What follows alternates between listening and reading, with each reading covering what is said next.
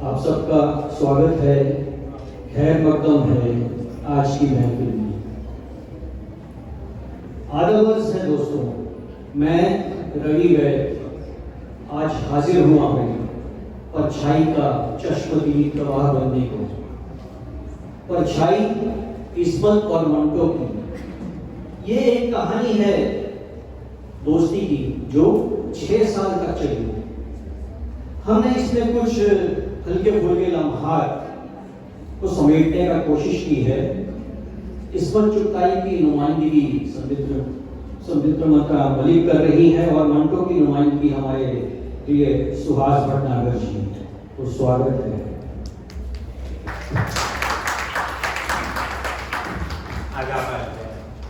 यकीन करना तो मुश्किल है, तस्वीर तो आप सब दस कर ही सकते हैं कि मैं मंटो हूँ।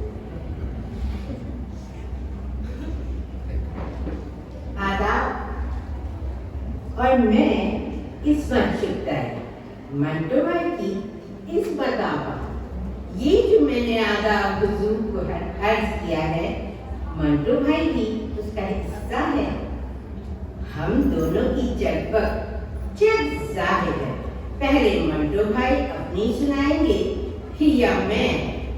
इस मसले पर भी हम घंटों बकबक कर सकते हैं और वक्त जाया करने में हम दोनों को महारत हासिल है।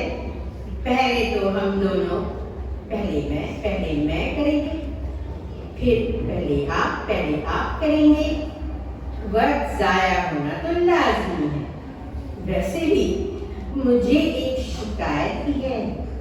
मंटो भाई ने मुझे तो आधा बरस किया नहीं। क्यों ना ऐसा करें, इस हुजूर में से किसी को बुलाते रहते हैं, जिसकी पर्ची निकले वो पहले पढ़े। तस्लीम, चलो ठीक है, ऐसा ही करते हैं।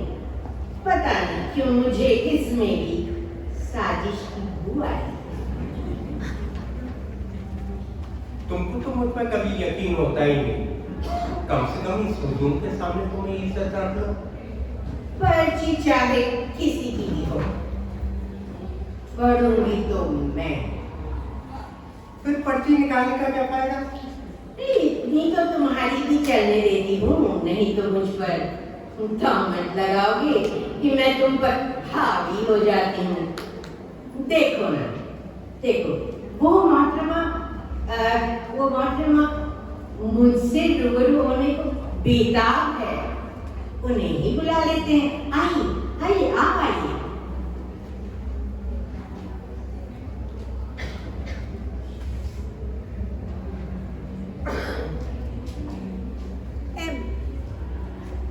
लो, ये भी तुम्हारी कहानी निकली। मंटो भाई, तुमने सारी पर्चियां अपने ही नाम की बनाई होगी। शको शुबा का इलाज तो हकीम लुकमान के पास भी नहीं है। अब हकीम साहब की तो यहाँ कोई दरकार ही नहीं है। पहले मैं ही पढ़ूं। दुआ करता हूँ खुदा शाहिद को सलामत रखे। अब शाहिद कहाँ से चले आए? जनाब सुबह तक तो सही सलामत थे, कल शाम आप उनसे मिले थे ना? नहीं, मैं तो दुआ कर रहा था शाहिद को तुमसे बचा कर ही रखे खुदा। तुम तो हो ही बला की जिंदगी, किसी की चलने छोड़ना देती हो। अपने आगे तुम किसी की कभी चलने ही नहीं देती। पढ़िए, आप ही पढ़िए।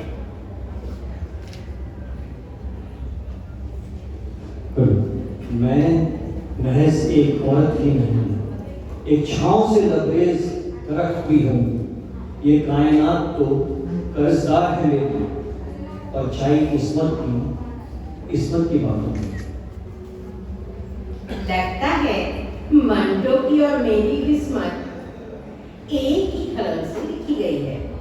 तभी तो हम दोनों ही यहाँ अफसाने लिखने की कोशिश करते हैं और वहाँ कोई खत नफीस हमारे अफसानों की वजह से हमारे लिए समन पे समन लिखता रहता है।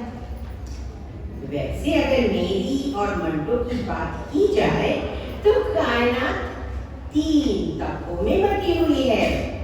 एक तबका तो वो था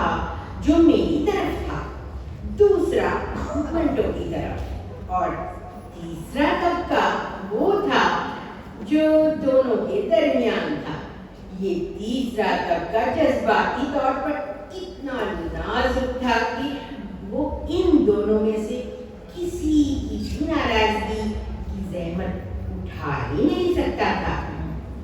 मैं इस तीसरे तबके के लिए आज भी फिक्रमंद हूँ।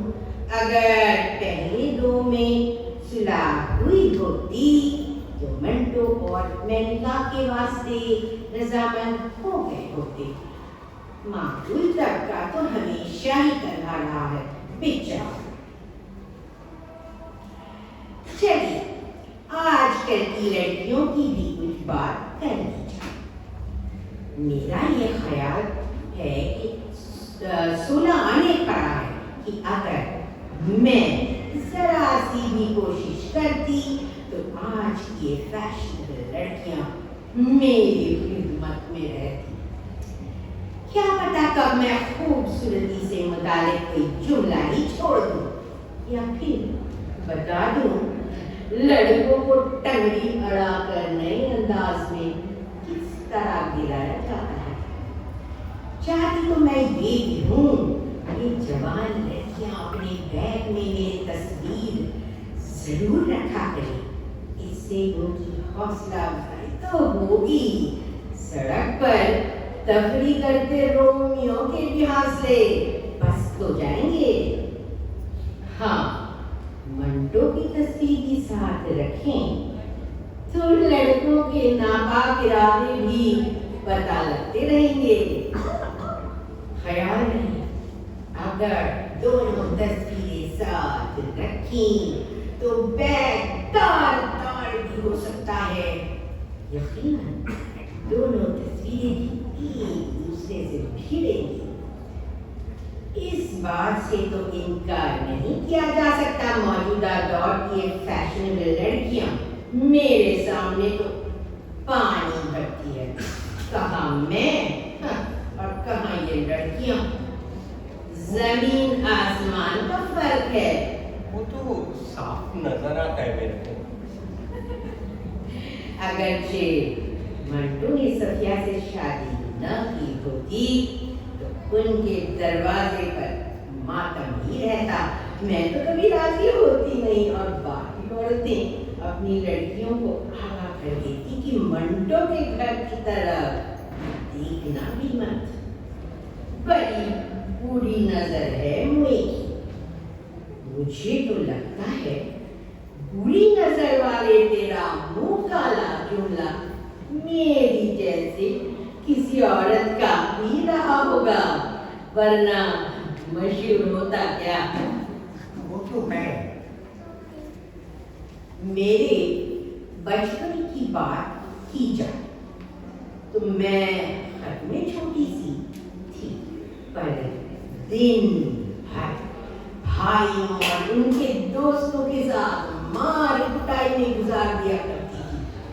कभी कभी मुझे ख्याल आता है कि मैं कमबख्त इतनी लड़ाका क्यों थी।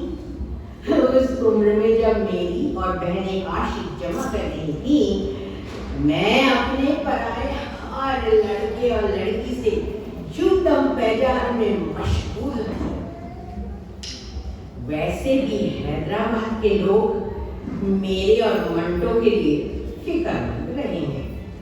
वो हैदराबाद के वाक़े के बाद मंटो भाई पर तो कोई असर न हुआ, पर सफिया मेरी मोहब्बत में गिरफ्त हो गई। मुझे तो इसका इल्म ही न हुआ। अगर सफिया ने उस मोहब्बत का इजहार किया होता या फिर जिक्र भी किया होता तो मैं सीधी वक्त देती। मुझे लगता है तुमने सोचा होगा सफिया के बारे में, बड़ी आई हो मेरी मोहब्बत में गिरफ्तार होने वाली। तुम्हारी उनकी लड़कियों के तो बाप तक कैद होते रहे मेरी मोहब्बत में। कृष्ण चंद्र ने गलत तो नहीं कहा था मेरे बारे में। किस्मत का नाम आते ही मर्द अफसाना निवारों को दौरे पड़ने लगते हैं, शर्मिंदा होने लगते हैं। तुम्हारी कलम और जुबान दोनों बहुत तेज हैं। लिखना शुरू करती हूँ तो कई मर्तबा तुम्हारा दिमाग बहुत आगे निकल जाता है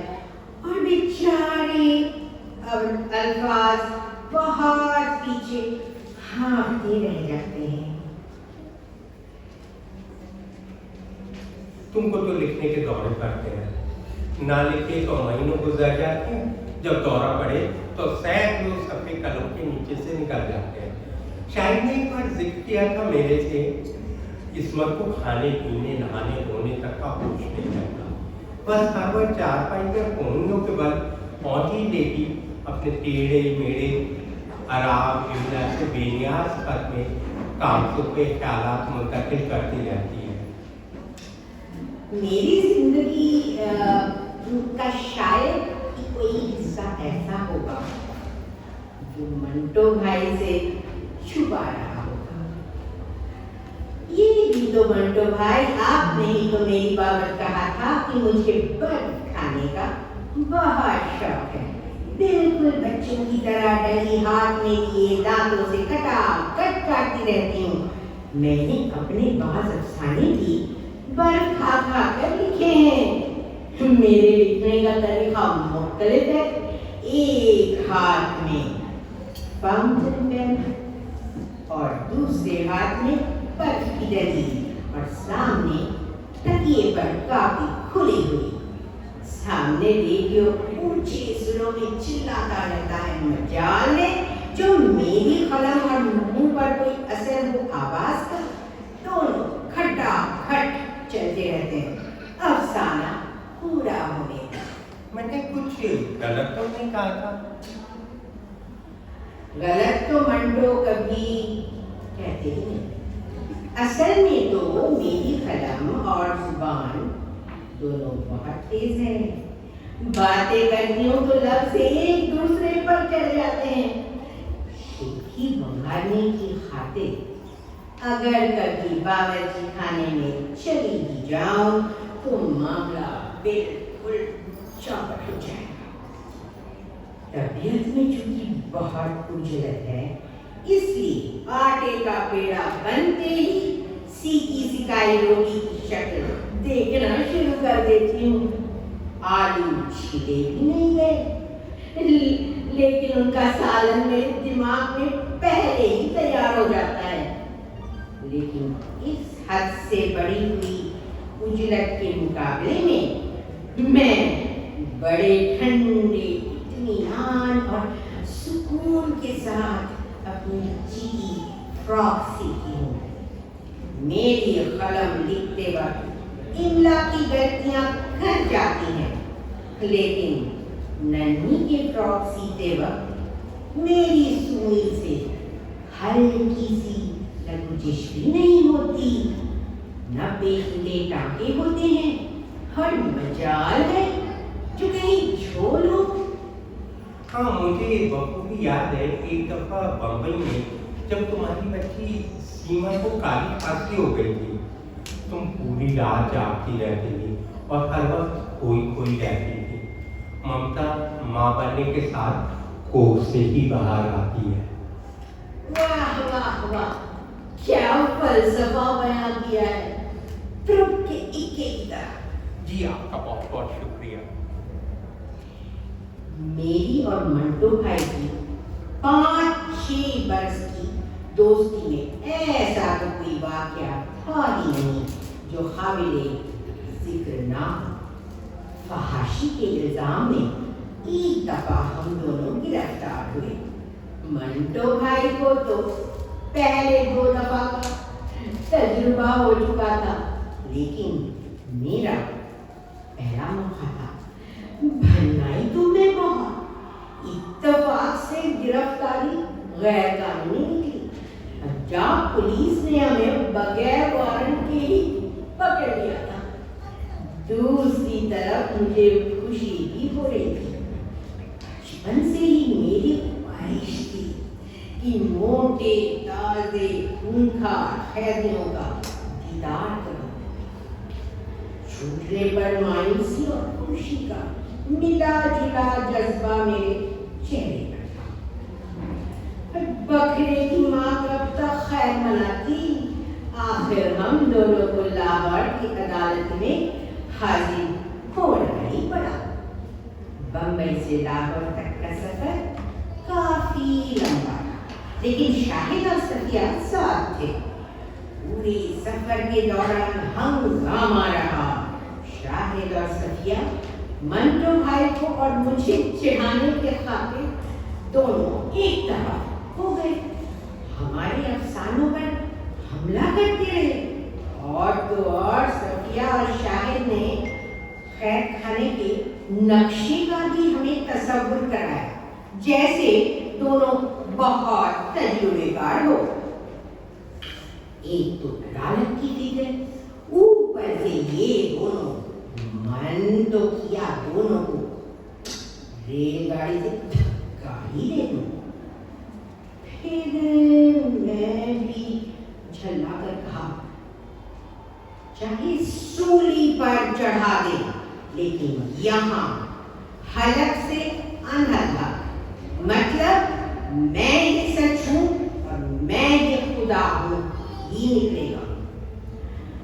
सुकून तो इस बात का था कि मंटो भाई साहब थे, मुकद्दमों को झेलने के तजुर्बेकार। उस मुकद्दमे के सिलसिले में हम 2 दफा लाहौर गए। दोनों ही मर्तबा कॉलेजों के जवान लड़के लड़कियां जो तालिबे इल्म थे, हम दोनों को देखने के लिए टोलियां बनाकर अदालत में आते थे। मुझे अच्छी तरह याद है, तुमने तो मुझसे कहा भी था मंटो भाई चौधरी नजीर से कहिए टिकट लगा दे, आने जाने का खर्चा ही निकला। चौधरी नजीर भाई लाहौर के मशहूर पब्लिशर थे। दोनों दफा हम साथ लाहौर गए। दोनों ही दफा हम दोनों ने ही करनाल शॉप से मुख्तलिफ डिजाइनों के 10-10, 12-12 जोड़े सैंडल और जूतियों के खरीदे। वो लाहौर की मशहूर दुकान थी। बम्बई तो लौट आए, लाहौर के सारे में पीछा न छोड़ा। मुझसे किसी जलसे में एक साहब ने पूछा, लाहौर क्या आप किसी मुकद्दमे के सिलसिले में गए थे? मैं तो बनाई हुई थी। मैंने जवाब दिया, जी नहीं, जूते खरीदने गए थे। साहिबान, वो जमाना अलग ही था। तीज त्योहार किसी एक तबके के नहीं होते। एक बार की बात है, होली का त्योहार था। शाहिद और मंटो भाई बालकनी में बैठे पी रहे थे। मैंने सफिया को उकसाया भी था, ये लोग इतना रुपया उड़ाएं, हम भी क्यों ना इनके इस ऐश में शरीक हो जाए। फिर मैंने ही सोचा, एक सिगरेट ही पी लूं, पर सिगरेट का डिब्बा शाहिद और मंटो अपने साथ रख दी। कुछ सुकून ही मिलता सिगरेट पीकर। 1-2 घंटे तो हम दिल कड़ा करते रहे।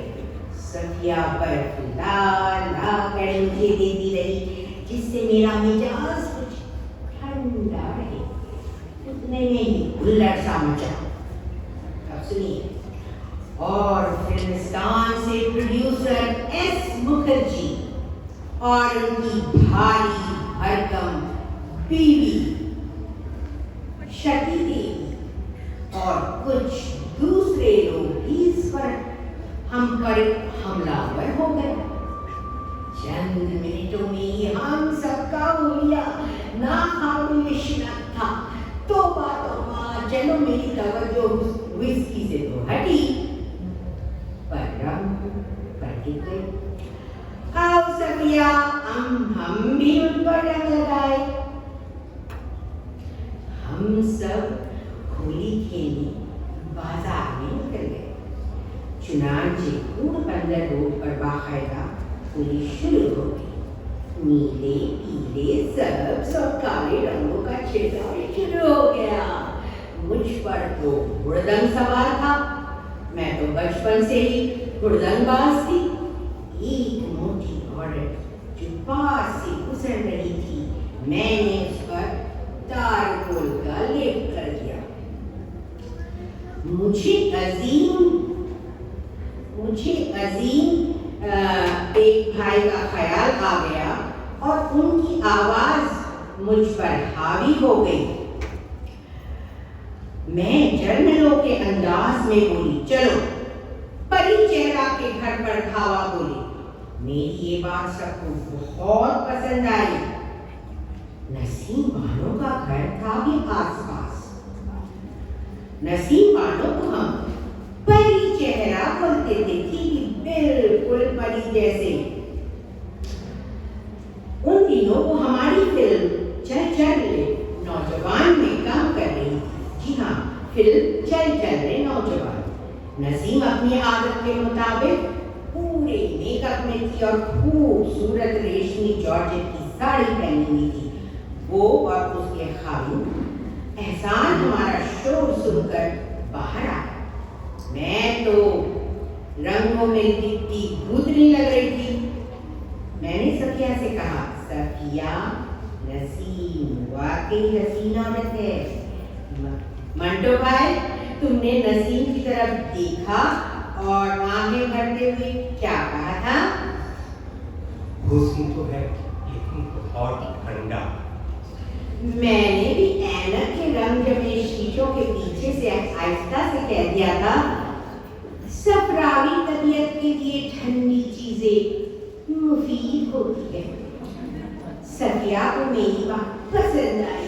फिर क्या था, एक सेकंड के बाद ही परी चेहरा नसीम सर्कस का मस्खरा हो गई। मेरी और मंटो भाई की जोड़ी भी गई। हम लोग अजीब अजीब बातें सोचते थे। एक बार मैंने उनसे कहा था, मंटो भाई, जी चाहता है अब मुर्गे मुर्गियों के रोमांस के मुताबिक कुछ लिख दे, या फिर मैं तो फौज में भर्ती हो जाऊंगी और हवाई जहाज उड़ाना सीखूंगी। मंटो भाई पाकिस्तान क्या चले गए, एक साथी ही छूट गया। मन तो करता है मंटो भाई घर आए और एक बार फिर हम दोनों उसी दौर में लौट जाए।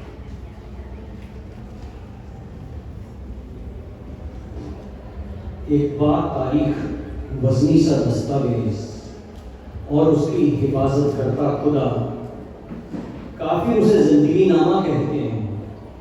परछाई मंटो की बात होगी। इसमें तो अब से बस बड़ी बड़ी बातें करा लो। देखो, ना तो सिगरेट रखी है ना ही माचिस। अब तक तो सिगरेट की हो रही थी। मंटो भाई, वैसे ही सोसाइटी को देखकर ही तुम सुलगते रहते हो। तुम्हें सुलगने के लिए सिगरेट की क्या जरूरत है? अरे बहुत बहुत शुक्रिया हौसला अफजाई के लिए।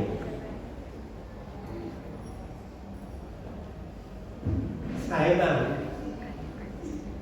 मैं इस बात पर आपकी खास तवज्जो चाहूँगा। हम सबको हैदराबादी होने पे जो गुमान है उसका सबब मैं ही हूँ। उन्हीं दिनों हैदराबाद में तरक्की पसंद मुंसिफों की कॉन्फ्रेंस हुई थी। मैं तो उसमें शरीक नहीं था।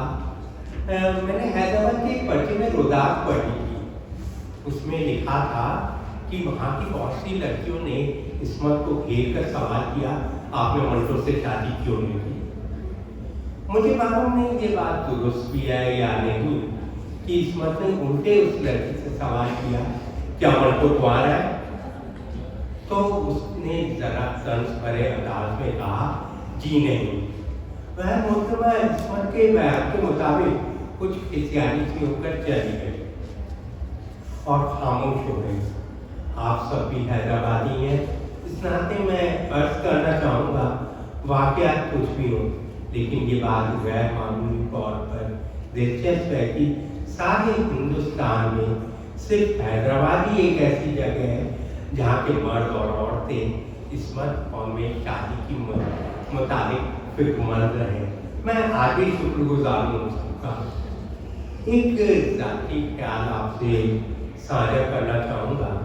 अफसाना निगारी के दौरान मैंने महसूस किया दुनिया का सबसे बड़ा मसला यानी मसलों का बाप तब उस वक्त पैदा हुआ था जब आदम ने भूख महसूस की थी, और उससे छोटा मगर दिलचस्प मसला उस वक्त सामने आया जब दुनिया की सबसे पहले मर्द की सबसे पहली औरत से मुलाकात हुई थी।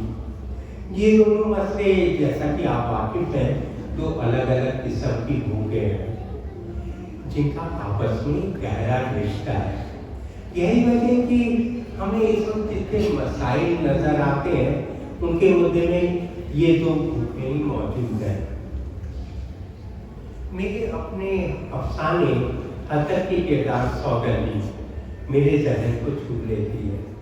अपने तमाम औरत किरदारों के बारे में यही कहना चाहूँगा, चक्की पीसने वाली औरत जो दिन भर काम करती है और रात को इत्मीनान से सो जाती है, मेरे अफसानों की हीरोइन नहीं हो सकती। मेरी हीरोइन चकले की एक टकिया की डंडी हो सकती है जो रात को जागती है और दिन को सोते में भी कभी कभी खौफनाक ख्वाब देखकर उठ बैठती है कि बुढ़ापा उसके दरवाजे में दस्तक देने आया है। यकीनन सौगंधी मेरे इसी ख्यालात की पैदाइश थी। वो तो मेरे ख्यालात अपने बारे में और अफसाना निगारों के बारे में और के ख्यालात से मुख्तलिफ नहीं थे। इन लफ्ज़ों पर आपकी खास तवज्जो चाहूँगा। जब तक औरतों और मर्दों के जज्बात के दरमियान एक मोटी दीवार मौजूद रहेगी, इसमें चुगताई अपने तीस नाखूनों से उसे कुरेदती रहेगी। जब तक कश्मीर के हसीन देहातों में शहरों की गर्दी फैली रहेगी, गरीब कृष्णचंद्र रोता रहेगा, और जब तक इंसानों में खास तौर पर सादत पसंद मर्दों में कमजोरियां मौजूद है, वो खुद भी इसे देखकर बाहर निकालता रहेगा और दूसरों को दिखाता रहेगा। मैं वो अफसाना निगार था जिसने ना तो कभी माजी की तरफ मुड़कर देखा, ना ही मुस्तकबिल की तरफ आगे बढ़ पाया। वजह कोई और नहीं थी, मुड़कर देखना मेरी फितरत नहीं थी, और मौजूदा हालातों ने मुझे इतना उलझा कर रखा था कि मैं मुस्तकबिल के बारे में सोच ही नहीं सकता था। मेरे अफसानों ने बेशक मुझसे कहीं ज़्यादा वर्जिश की। 42 साल की जिंदगी और 2 मुल्कों से वापसी, एक मुल्क से खुद को जोड़ना, दूसरे से तोड़ना, ना तो पूरा जोड़ ही सका था, ना पूरा टूट ही सका हिंदुस्तान से। हिंदुस्तान से मैं टूट भी नहीं सकता था। मेरी पैदाइश तो हिंदुस्तान की थी, पंजाब के सम्राट की। 42 साल की मुख्तसर से सफर में 6 मुकदमों में भी आपस में बंटवारा कर दिया था। 3 हिंदुस्तान में चले और 3 पाकिस्तान में। आप तक मेरी जानिब एक जखीरा सुलगते अफसानों का आया था, जिसकी तपिश ने जमाने को जलाया। असल में तो आपके अफसाने एक संदूकची से थे जिसमें जज्बात लबालब भरे हुए थे। संदूकची का खुलना भी लाजमी था और जज्बात का दफतन बिखरना भी लाजमी ही था। हाँ, आपने दुरुस्त फरमाया। अगर कि आपने ये 3 अफसानों पर गौर फरमाई तो औरत के मुख्तलिफ अंदाज दिखाई देंगे आपको। औरत सिलसिलेवार आगे बढ़ेगी। खोलों में औरत मजबूर थी। सड़क के किनारे में औरत के साथ मजबूरी के और हिम्मत की शुमारी भी थी। वो अकेले अपने दम पर अपने बच्चे को पाल सकती थी, जबकि हदक में सौगंधी एक मुकम्मल औरत बनकर सामने आई थी। वो अपने दम पर जमाने की बराबरी कर सकती थी, सब मर्दों की बराबरी कर सकती थी। वैसे तो मेरे अफसाने वक्त से अच्छे ही थे और औरत भी रफ्ता रफ्ता खुद आगे बढ़ी थी। मुझे लगता है सोसाइटी पर मेरी पकड़ अच्छी ही थी। तभी तो अदालत के एक के बाद एक समान आते रहते थे। आप भी कहाँ की बात करती हैं इस्मत आपा? चलिए अब कुछ बातें इस्मत आपा की बाबत हो जाए। इस्मत आपा से मेरी मुलाकात का नक्शा अब तक मेरे दिल और दिमाग में महफूज है। बहुत ही सादे लिबास में थी, काली सफेद धोती, सफेद कमीज का जमी का काली किनारी वाला चुस्त ब्लाउज, हाथ में छोटा सा पर्स, पाँव में बगैर एड़ी की ब्राउन चप्पल, छोटी छोटी मगर तेज आंखों से मोटे मोटे शीशों वाली ऐनक, छोटे बड़े बाल, टेढ़ी मांग और जरा सा मुस्कान तो उसके गालों में गड्ढे पड़ जाते थे। इस्मत से मेरी ये मुलाकात अगस्त 1942 में हुई थी। एडल्ट कैंपस में जहाँ मुस्तकिल हफ्ता भर अखबार का दफ्तर था, शाहिद लतीफ अपनी बीवी इस्मत चुगताई के संग दाखिल हुआ था। तमाम कांग्रेसी लीडर महात्मा गांधी समेत गिरफ्तार हो चुके थे। शहर में काफी गड़बड़ थी। फजा में सियासत बसी हुई थी। इसमें कुछ देर तक तो गुफ्तगू का मौजू तहरीक आज़ादी रहा। उसके बाद वो बदला और अफसानों की बारिश शुरू हुई। शाहिद भी फिल्मों से था तो उसे अफसानों में बड़ी दिलचस्पी थी। उससे एक महीने पहले मैं जब ऑल इंडिया रेडियो दिल्ली में मुलाजिम था, अदब लतीफ में इस्मत का अफसाना शाया हुआ था, देहात। मैंने पर्दा कृष्णचंद्र से कहा था, अफसाना बहुत अच्छा है लेकिन आपकी जुमला गैर सना आना है। चुनांचे जब अफसानों की बातें शुरू तो मैंने इस्मत से कहा, आपका अफसाना देहात मुझे बहुत पसंद आया। बयान में अल्फाज को बाखतरे किफायत इस्तेमाल करना आपकी नुमाया खुसूसियत रही है। लेकिन मुझे ताजुब तो ये है, उस अफसाने के आखिर में आपने बेकार सा जुमला क्यों नहीं दिया कि 1 इंच ऊंचे रियाफ में मैंने क्या देखा, कोई मुझे 1 लाख रुपए भी दे तो भी मैं न बताऊंगी। क्या ऐब है इस जुमले में? मैं कुछ कहने वाला था कि मुझे इस्मत के चेहरे पर वही सूखता हुआ हिजाब नजर आया जो आम घरेलू लड़कियों के चेहरे पर नागुफ्तनी शय का नाम सुनकर नमूदार हुआ करता है।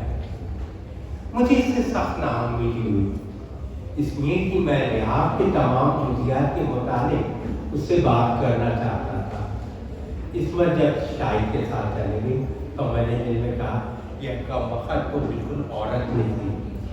तुमने बताया था कि अगले रोज तुमने अपनी बीवी को घर देखा, इस्मत से मिला। तुम्हें ये सुनकर हैरत होगी कि वो बिल्कुल ऐसी ही औरत है जैसी तुम हो। मेरा मजाक तो बिल्कुल किरकिरा हो गया, लेकिन तुम उसे यकीनन पसंद करोगी। मैंने जब उससे 1 इंच उठे हुए लिहाफ का जिक्र किया तो नालायक उसका तसव्वुर करके ही झेल गई। मुझे ये सफिया ने ही बताया था और उसने सुकून की सांस भी ली थी। एक मरतबा शाहिद और इस्मत के दावतनामे पे हम उनके दौलत खाने पे गए। मैं और मेरी बीवी सफिया दोनों गए थे मलाज में। रात खाना खाने के बाद बातों बातों में शाहिद ने मुझसे पूछ लिया, मंटू तुमसे अपनी जबान की गलतियां होती हैं? बातें करते करते रात के 1:30 बज गए। मैंने माना ही नहीं कि मेरी तहरीर में जबान की गलतियां होती हैं। जब शाहिद थक गया तो इस्मत अपने शौहर की पैरवी करने लगी। मैं भी बला कर देती, मैंने माना ही नहीं। इतने में इस्मत से कोई जबान की गलती होगी और वो मैंने पकड़ ली। रात के 3 बज गए। सफिया तो जाकर सो गई, हम तीनों ही चुगलबाजी करते रहे। इस बार तो मैं सही था, इस्मत गलत। शाहिद ने भी मेरा साथ दिया तो इस्मत का पारा 7वें आसमान पर चढ़ गया। शाहिद अपनी बीवी को समझाने की खातिर दूसरे कमरे से लुगात उठा लाया। मैं ही सही साबित हुआ। इस्मत को तो कभी हाथ मंजूर ही ना थी। गुस्से में आकर उसने बुरी तरह लुगात को फेंक दिया। और मैंने कहा था मैं जब लुगत बनाऊंगी तो उसमें लफ्ज मेरे मुताबिक ही होंगे। अजब जबरदस्ती थी उसकी। ये वाकया मुझे इस्मत और इस्मत दोनों को नागवार गुजरा। इसके बाद हम कभी नहीं लड़े। आगे से गुफ्तगू करते वक्त कोई खतरनाक मोड़ आया तो या तो आबाई रुख बदल लेती थी या मैं ही रास्ता काट कर एक तरफ हो जाता। इस्मत को मैं पसंद करता हूँ और इस्मत मुझको। लेकिन अगर कोई पूछ बैठे क्यों, तो उसका जवाब हम दोनों के पास नहीं है। इस्मत की शक्ल और सूरत दिल फरेब नहीं है, दिल नशी जरूर है। लाजमी तो मेरी जिंदगी के उस दौर का वक्त भी जिक्र के काबिल है जब बंटवारे के बाद मेरी तबीयत कोफ्त हुई और मैं लाहौर चला आया बीवी बच्चों के साथ। मेरी तबीयत बिगड़ने लगी थी। लाहौर के तो सारे नज़ारे ही बदले हुए थे। जब मैं लाहौर पहुंचा तो लंबे वक्त तक बेचैन रहा। मुहाजिर और गैर मुहाजिर धड़ाधड़ अपने असर और रसूख से कारखाने और दुकानें अलॉट करा रहे थे। मुझे मशवरा दिया गया मगर मैंने उस लुत्फ़ में हिस्सा नहीं लिया। तबीयत में साठ सी हुई कि लिखूं, लेकिन लिखने बैठा तो दिमाग को मुंतशिर पाया। मेरे पाकिस्तान चले जाने के बाद भी इस्मत आपा मुझे खत भेजती है। मैंने ना वो खत कभी खोले ना पढ़े। सबके ने मुझसे कई बार कहा भी था पर मेरा ही मन न करा। जब हम आज़ाद न हुए थे तो आज़ादी के ख्वाब देखते। आज़ाद होने के बाद किसके ख्वाब देखते? बंटवारे में मुझे भी 2 हिस्सों में बांट दिया था। ना तो मैं हिंदुस्तान से खुद को अलग ही कर पाया, ना ही पाकिस्तान से जोड़ पाया। अब मेरे किरदारों ने मेरे जहन का एक बड़ा हिस्सा ले लिया था।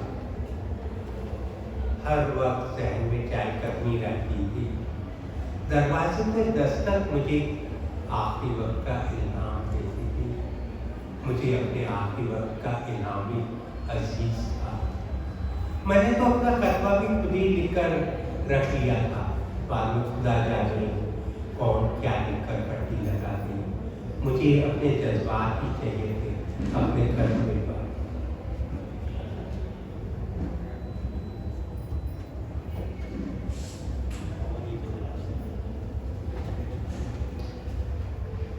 और एक रोज खबर आई, मंटो भाई अपने माजी की चादर ओढ़े इस दुनिया जहां से रुखसत हो गए।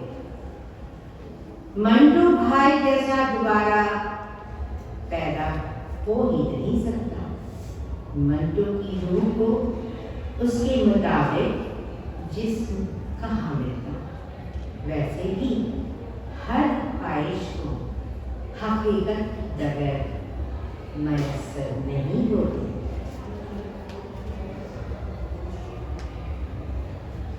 यहाँ शहादत हसन मंटो दफन है।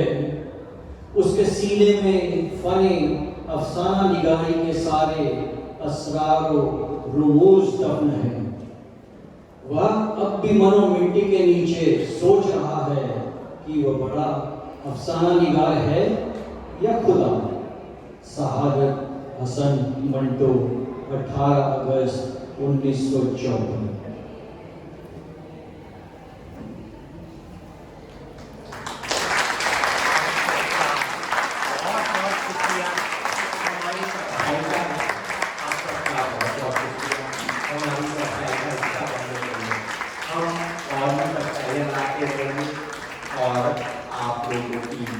आप लोग मिलते रहेंगे, यही होने।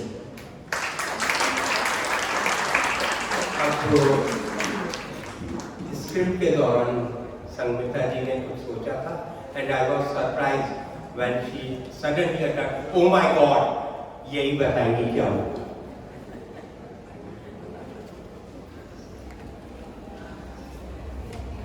हमें बहुत खुशी है कि आप लोग हमारी परछाई का हिस्सा बने, लेकिन कुछ खास बात है जो मैं आप सबसे बांटना चाहूँगी। 2-3 महीने पहले की बात है कि सुहास जी ने मुझे कहा कि एक स्क्रिप्ट है, मैं चाहता हूँ कि आप इसे पढ़ें। तो मैंने कहा ठीक है, मैं पढ़ लेती हूँ। तो ये लेकर आए थे और सामने बैठे थे, मुझे स्क्रिप्ट दिया और मैं पढ़ना शुरू करी। तो जब मैं काफ़ी पढ़ चुकी थी, एक जगह आकर मैं अचानक बोली, ओह माय गॉड। तो सुहास घबरा सा गए कि बात क्या हुई, स्क्रिप्ट में क्या था, आसपास में ही क्या है, कुछ इधर उधर देखने लगे। था तो कुछ भी नहीं, जो था वो स्क्रिप्ट में ही था। तो वो मैं अभी आपको सुनाऊंगी कि जो स्क्रिप्ट, आपको ये तो पता है कि ये सच्ची कहानी है, ये तो आपको पता है सबको, लेकिन मेरी जाती जिंदगी से और स्क्रिप्ट का क्या संबंध है, ये मैं आपको सुनाऊंगी। अगर मैं नहीं सुनाई तो कभी पता नहीं चलेगा, ये मेरे साथ ही चला जाएगा। तो इसीलिए मैं आप सबको सुनाना चाहती हूँ। 2-3 बातें हैं। एक, आपने अगर ध्यान से सुना, 1942 से लेकर के 48 तक, यानी कि 6 साल के लिए ये दोनों दोस्त थे, मंटो और इस्मत चुगताई। 42 से 48, 47 में हमारी आज़ादी हुई और 48 में मंटो अपनी बीवी बच्चों के साथ लाहौर वापस गए। अब ये 42 का जो साल है मेरी लाइफ में इसीलिए इम्पोर्टेंट है क्योंकि मेरे बाबा 1942 में मेडिकल कॉलेज से पास हुए। ठीक है, तो मेडिकल कॉलेज से पास हुए, उन दिनों में वर्ल्ड वॉर 2 का ज़माना था। तो उन्होंने उनके पहले, उनके समय या उनके बाद कोई फौज में नहीं गए थे, लेकिन उनको एकदम से लगा कि फौज में भर्ती हो जाता हूँ एज ए डॉक्टर। तो वो एयरफोर्स में, रॉयल एयरफोर्स, क्योंकि ब्रिटिश टाइम का, वो रॉयल एयरफोर्स में भर्ती हो गए। तो अब हम ठहरे बंगाली, कैलकाटा के भी नहीं, और आगे तकरीबन इंडिया में, बांग्लादेश के बॉर्डर में है हमारा घर, मतलब मेरे दादाजी का घर। तो वहाँ का एक तब बन गया था डॉक्टर। तो डॉक्टर जो है उनकी पोस्टिंग किधर हुई? मड़ी। मड़ी आपको पता है पाकिस्तान में एक बहुत अच्छा सा हिल स्टेशन है। तो मड़ी, लोअर टोपा, Kohat, Peshawar, Rawalpindi, in these places he was posted for the 5 years, 42 to 47. तो 5 साल वो वहीं थे, वहाँ थे, और इंडिपेंडेंस के बाद वो अमृतसर में आए। तो वो तो एक बात हो गई। तो जो 1942 मेरे लिए थोड़ा इम्पोर्टेंट है, लेकिन इसके आगे का सुनिए। अब वहाँ से उनको जब छुट्टी जाना पड़ता था, बहुत दूर तक जाना पड़ता था वहाँ, और उनके चाहे वो एयरफोर्स के स्क्वाड्रन के डॉक्टर थे, लेकिन उनको आना जाना ट्रेन से ही होता था, हवाई जहाज से नहीं। तो बहुत लंबा रास्ता था, कलकत्ता तक आकर के फिर आगे जाना। तो उनके एक खास दोस्त थे बम्बई, और दोस्त थे दादा मुनि। अभी आप लोग को सब मालूम है कि दादा मुनि कौन थे? अशोक। तो दादा मुनि अशोक कुमार मेरे फादर के खास दोस्त थे। तो उनका कहना था कि तुम जब भी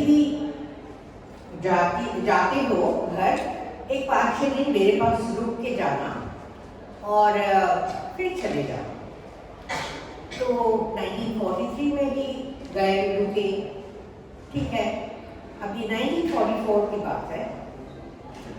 वो जब बम्बई पहुंचे तो अशोक कुमार जी ने कहा, मेरे फादर का नाम था संतोष, तो संतोष तो ऐसा कर, मेरी शूटिंग चल रही है और फिल्म जो है वो बन के तैयार होने ही वाली है, तो शूटिंग देखने आ जा अगले 4-5 दिन जो भी तू इधर है। तो बाबा तो बहुत एक्साइटेड थे, कभी देखे नहीं हो, तो चले गए दूसरे दिन। अब हमने स्क्रिप्ट में पढ़ा, फिल्मिस्तान के प्रोड्यूसर एस मुखर्जी, स्क्रिप्ट में पढ़ा था, अगर आपने ध्यान से सुना है तो। अशोक कुमार और मेरे फादर जब शूटिंग के लिए गए फिल्मिस्तान में, एस मुखर्जी यानी शौशधर मुखर्जी प्रोड्यूसर थे, ठीक है, और उनकी भारी भरकम बीवी यानी कि श्योति रानी मुखर्जी, और ये कौन थे? दादा दादी ऑफ काजोल तनीषा, इनके दादा दादी शौशधर मुखर्जी एंड श्योति रानी मुखर्जी। तो शौशधर मुखर्जी हो गए। अब बॉम्बे टॉकीज स्टूडियो क्लोज बंद होने के बाद ये स्टूडियो इन्होंने खोला। किसने खोला ये भी सुन लीजिए। शौशधर मुखर्जी, फिल्म के डायरेक्टर ज्ञान मुखर्जी, अशोक कुमार खुद और मदन मोहन जी जो म्यूजिक डायरेक्टर थे उनके फादर, ठीक है। तो ये चारों मिलकर ये फिल्मिस्तान स्टूडियो खोले और 1943 में इसकी फंडिंग किसने की? निजाम उस्मान अली खान। अच्छी बात है ना, Usman Ali Khan, Nizam gave them the funds to open this studio in 43 and 44 ये चालू हो गया और फर्स्ट फिल्म बन रही थी। तो आपको फिर से स्क्रिप्ट याद करना होगा। अभी ये गए शूटिंग देखने, producer S Mukherjee, okay, hero Ashok Kumar ji. Ashok Kumar ji की बहन थी शौशधर मुखर्जी की बीवी श्योति रानी मुखर्जी, तो बहनों ही थे वो, तो साला जो है उसमें हीरो। तो ये हो गए Gyan Mukherjee director, hero and writer Saadat Hasan Manto और हीरोइन परी चेहरा नसीम बानो और फिल्म चल चल रे नौजवान। आप ये सोचिए कि 1966 में जब दिलीप कुमार ने शेरा बानो से शादी की और हम इधर ही थे हैदराबाद में, और तब एक ही इंग्लिश डेली फेमस होती थी डेक्कन क्रॉनिकल, और उसमें अक्टूबर 1966 में हमने पढ़ा दिलीप कुमार ने शेरा बानो से शादी की। वो जो शूटिंग पर मेरे डैडी गए थे, वो साथ वाले रूम में एक आया टहल रही थी एक छोटी सी बेबी को लेकर, वो थी शेरा बानो, और मेरे फादर ने भी छोटी सी बेबी को लेके थोड़ी देर टहल लिए। और ये फादर ने वो शादी दिलीप कुमार शेरा बानो की जब शादी हुई, तब मेरे को और मेरी मम्मी को उन्होंने बताया कि 1944 में ऐसा हुआ था। आप सोचिए, बस उसके बाद हमने उसके बारे में कोई बात नहीं की। फिर सुहास जी आके मेरे को ये स्क्रिप्ट पकड़ाते हैं, तो मैं ओ माय गॉड नहीं बोलूंगी, लेकिन उसके आगे एक चीज और बोलना चाहूंगी कि मैं भी लाहौर गई थी, बस मुकदमे के सिलसिले में नहीं गई। लाहौर खूब घूमी, खूब देखी, सब देखी और बहुत लोगों से मिली, बहुत अच्छे लोग हैं और बहुत शॉपिंग की। इन्होंने कपड़े की शॉपिंग नहीं की, मैंने कपड़े की शॉपिंग भी की, जूते चपड़े सब खरीदे, खूब मजा किया। फिर लाहौर से लौटे, बम्बई से नहीं दिल्ली से गई। तो मुझे ये सोचा था कि इनके पास कोई कॉकरोच आ गया जब ओ माय गॉड बोली। तो ये बात मैं आप सबसे शेयर करना चाह रही थी, इसलिए कि ये स्क्रिप्ट अगर किसी किसी और लेडी के पास गया होता, जा भी सकता था, जरूरी नहीं था कि मेरे पास ही आए। तो वो तो ये नहीं कहती ना, वो आप लोगों को ये कहानी भी नहीं सुनाती, क्योंकि कहानी है नहीं, ये सच्चाई है। तो स्क्रिप्ट भी सच्चाई, जो मैं कह रही हूँ वो भी सच। मजेदार बात है कि नहीं बोलिए, मैं तो हैरान परेशान हो गई थी स्क्रिप्ट पर। और क्या कहूँ, thank you very much for being such a patient audience. Thank you very much all of you. हम और पढ़ाइयों के साथ आपके पास आते हैं। Thank you Ravi. Thank you, धन्यवाद, थैंक यू आप लोगों